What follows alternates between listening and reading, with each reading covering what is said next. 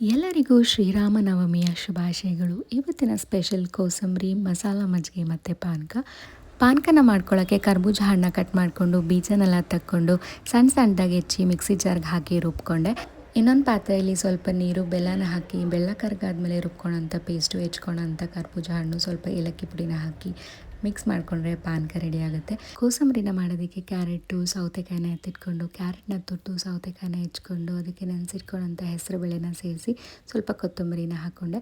ಹಾಗೆ ಒಗ್ಗರಣೆ ಮಾಡೋದಕ್ಕೆ ಒಂದು ಪ್ಯಾನ್ಗೆ ಸ್ವಲ್ಪ ಎಣ್ಣೆ, ಸಾಸಿವೆ, ಇಂಗು, ಒಣಮೆಣ್ಸಿನ್ಕಾಯಿ, ಕರ್ಬೇವಿನ ಸೊಪ್ಪನ್ನ ಹಾಕಿ ಮಿಕ್ಸ್ ಮಾಡಿ ಲಾಸ್ಟಲ್ಲಿ ಉಪ್ಪನ್ನ ಸೇರಿಸಿದ್ರೆ ಕೋಸಂಬರಿ ಕೂಡ ರೆಡಿ ಆಗುತ್ತೆ. ಹಾಗೆ ಮಸಾಲ ಮಜ್ಜಿಗೆನ ಮಾಡ್ಕೊಳ್ಳೋಕ್ಕೆ ಒಂದು ಮಿಕ್ಸಿ ಜಾರ್ಗೆ ಸ್ವಲ್ಪ ಪುದೀನ, ಕೊತ್ತಂಬರಿ, ಜೀರಿಗೆ, ಕರ್ಬೇವಿನ ಸೊಪ್ಪು, ಮೊಸರನ್ನ ಹಾಕಿ ರುಬ್ಕೊಂಡೆ. ಒಂದು ಪಾತ್ರೆಗೆ ಸ್ಟೇನ್ ಮಾಡಿಕೊಂಡು ಮಜ್ಜಿಗೆನ ಸೇರಿಸಿ ಎಷ್ಟು ನೀರು ಬೇಕೋ ಅಷ್ಟು ಕನ್ಸಿಸ್ಟೆನ್ಸಿನ ನೋಡಿ ಹಾಕ್ಕೊಂಡು ಉಪ್ಪು ಹಾಕಿ ಮಿಕ್ಸ್ ಮಾಡಿಕೊಂಡ್ರೆ ಮಸಾಲ ಮಜ್ಜಿಗೆ ಕೂಡ ರೆಡಿ ಆಗುತ್ತೆ.